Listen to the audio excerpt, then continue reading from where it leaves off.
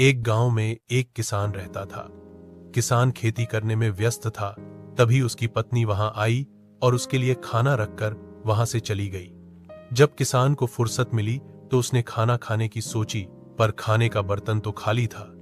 किसान को लगा कि उसकी पत्नी ने उसके साथ मांग किया है और वह नाराज हो गया। घर जाकर उसने अपनी पत्नी पर बहुत गुस्सा किया। पत्नी को भी कुछ समझ नहीं आया।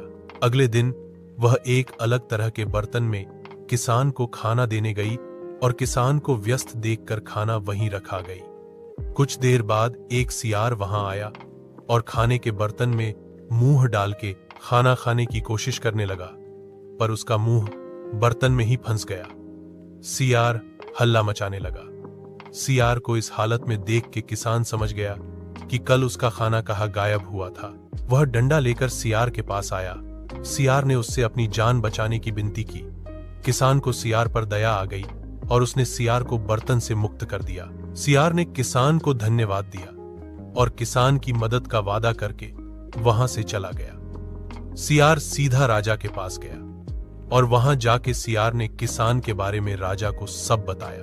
राजा बहुत दिन से अपने खेतों के लिए एक मेहनती किसान ढूंढ रहा था और उसने सियार से किसान को राजमहल लाने को कहा। सियार किसान के पास गया और उसे अगले दिन सुबह राजमहल चलने को कहा।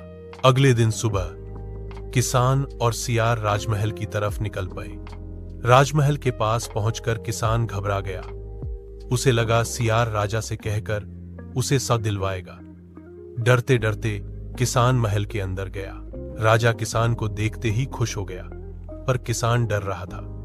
तब राजा ने किसान को बताया कि उसने किसान को काम देने के लिए बुलाया था।